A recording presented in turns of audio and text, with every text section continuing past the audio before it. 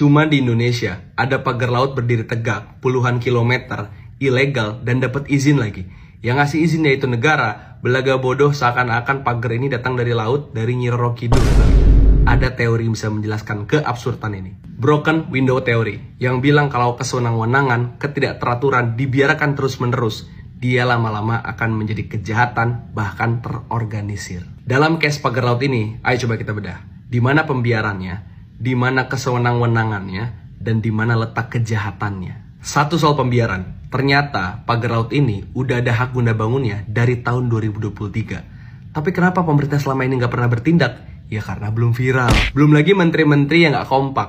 Menteri KKP contohnya, yang terkesan defensif terhadap pagar laut ini. Seakan pura-pura nggak tahu. Tapi di satu sisi, Menteri ATR BPN malah memvalidasi kalau ternyata betul pagar-pagar laut ini punya HGB. Ini kan berarti ada yang nggak seneng ketika pagar-pagar laut ini dirobohin. Kenapa? Karena UUD, ujung-ujungnya duit. Kedua soal penyelewengan. Putusan MK itu udah mengatakan kalau laut itu nggak boleh dikasih hak guna bangun. Laut itu diperuntukkan untuk seluruh rakyat Indonesia demi kesejahteraan, keadilan, kemakmuran, dan sebagainya. Artinya ada suap penyuap izin dari negara kepada pebisnis-pebisnis nakal. Padahal ini apa? Inkonstitusional, abuse of power, dan UUD. Ujung-ujungnya duit lagi kan? Dan ketiga, terjadinya kejahatan terorganisir. Bukan hanya soal pagar laut loh. Korupsi izin lingkungan itu sudah sering terjadi di mana-mana. Bahkan Undang-Undang Cipta Kerja buatan Mulyono itu jadi melemahkan izin soal AMDAL. Yang ketiga, pagar-pagar laut ini bukan hanya berdiri tegak di Tangerang, Bekasi, bahkan sekarang ditemukan di Surabaya. Kenapa? Karena ada pembiaran dari negara terhadap pebisnis-pebisnis nakal yang pengen membangun bangunan ilegal. Politisinya yang penting dapat duit. Lagi-lagi ada suap di sana, terorganisir kejahatannya. Maka presiden yang baru perlu bisa membenarkan jendela yang rusak ini, kalau kata broken window theory. Kenapa presiden yang baru? Karena presiden yang lama adalah salah satu alasan dibalik pagar laut ini berdiri. Prabowo Subianto harus ikut dalam melawan kejahatan ini. Jangan sampai tunduk sama menteri yang menolak perintah Bapak untuk mencabut pagar-pagar laut ilegal ini. Jangan sampai tunduk hanya karena dia menteri terkaya di kabinet yang sekarang. Jangan berharap Indonesia menjadi lumbung pangan dunia. Jangan berharap Indonesia menjadi pusat perekonomian dunia. Kalau masalah pagar laut di depan mata aja tidak nampak dan tidak tuntas. Kita lupain dulu sejenak soal Dedi Matalupe. Ada yang lebih penting. Di pagar laut di Tangerang sudah dicopot, sudah dibongkar. Apakah itu cukup? Enggak dong. Tangkapin dong dalang-dalangnya, tangkap dong pekerjanya, mandornya. Itu kan pekerjaan lama, sampai 7 bulan loh itu. Pasti ada saksi dong, dan pasti ada yang kenal dong. Siapa yang nyewa ekskavatornya, pasti tahu dong. Termasuk bahasanya yang kemarin bilang itu dibangun swadaya, periksa dong. Siapa yang bayar? Intinya ini pidana, harus ada yang bertanggung jawab. Tolong di tag niatin gerandong nih. Gue jadi curiga jangan-jangan si botak itu emang lagi mengalihkan isu nih. Cuma pagar bambu aja gaduh se-Indonesia.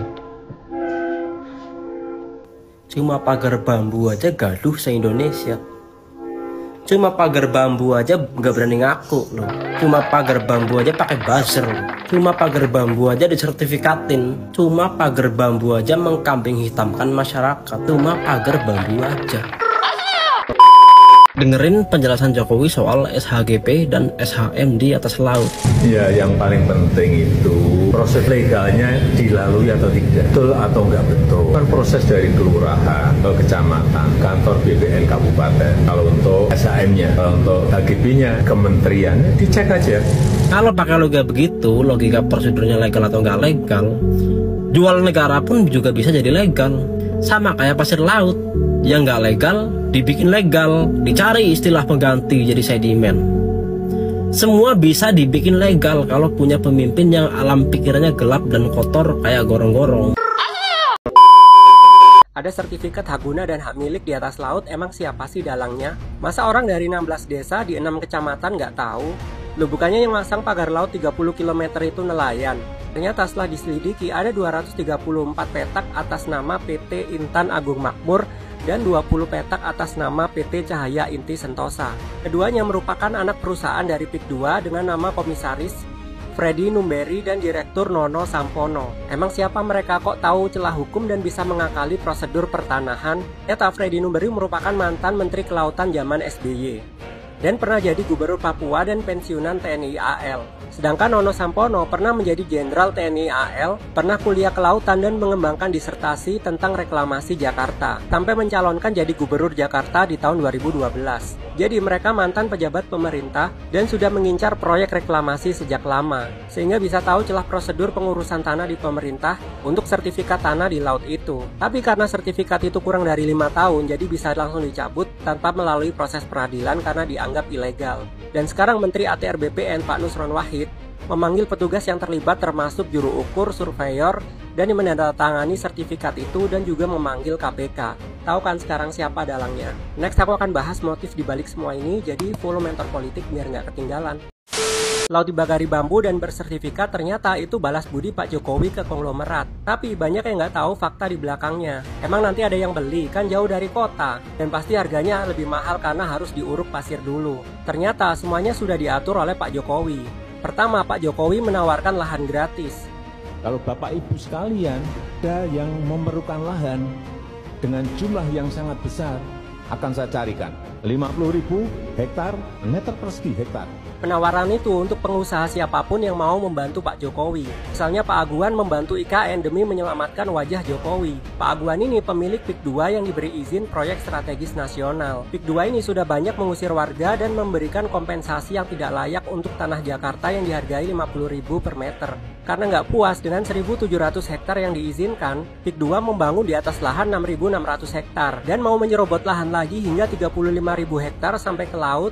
Karena Pak Aguan berencana membangun PIK 2 sampai PIK 11. Cek aja apakah proses legalnya, prosedur legalnya semuanya dilalui dengan baik atau tidak.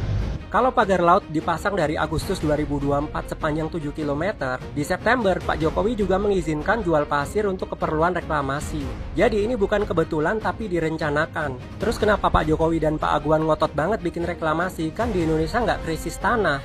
Dan kenapa reklamasinya di Jakarta? Ternyata setelah didalami, video iklan PIK 2 berbahasa Mandarin. Jadi rumah di PIK 2 itu target utamanya adalah orang-orang dari negara Cina yang mau memulai bisnis di Indonesia dan tinggal di Jakarta. Ini sih bukan dijajah tapi menjajahkan diri. Gimana pendapat kamu? Aku suka membongkar kejahatan Pak Jokowi. Follow kalau mau tahu rahasianya.